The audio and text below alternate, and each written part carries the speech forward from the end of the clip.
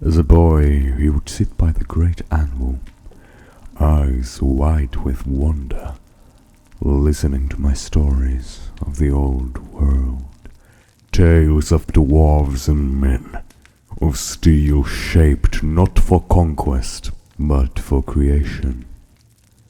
He would not eagerly, tracing the ancient family crest poorly into the dust with his fingers. "We must honor the forge," he would say, "not just feed it." I believed him then.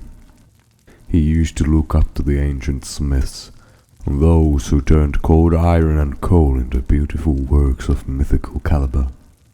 They wielded the furnace as a tool, untouched by its hunger, untainted by its whispers of power and wealth. But times have changed.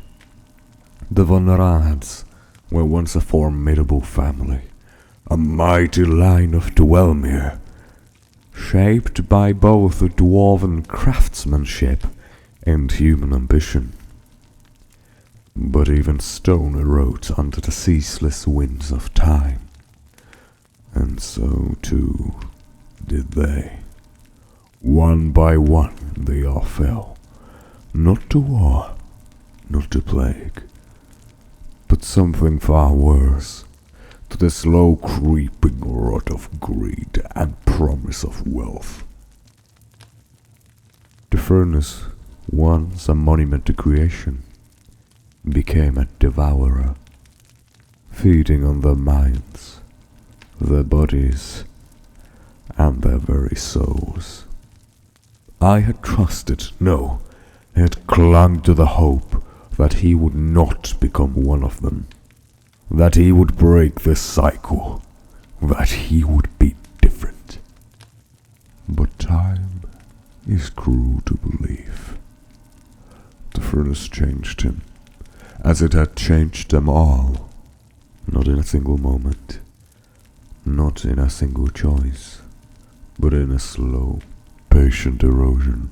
It had chipped away at the edges of his kindness, reshaped his convictions, reforged his purpose. Ambition sharpened into hunger, duty twisted and molded into dominion. The first time he burned a man in its flames, it was with sorrow. The second, with conviction. By the last he didn't even watch. And now, as he stands before the grand furnace, the heat reflecting in his hollowed eyes, I see what remains. The once golden boy, the final heir of the Von Racht family, stripped of the kindness that had set him apart. He places his hand upon the furnace's stone, and for a fleeting moment, I still wonder. Does he remember?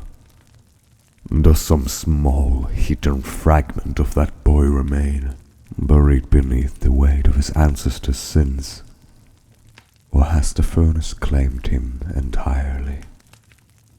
The last of the Von Racht family, William Von Racht, turns around and sees me, the humble historian of the family. Not speak. He doesn't need to. I only bow my head, not in respect but in mourning. It is a line drowned in greed, their past tragedies buried deep, swallowed by fire, forgotten by time. And so, the furnace burns on.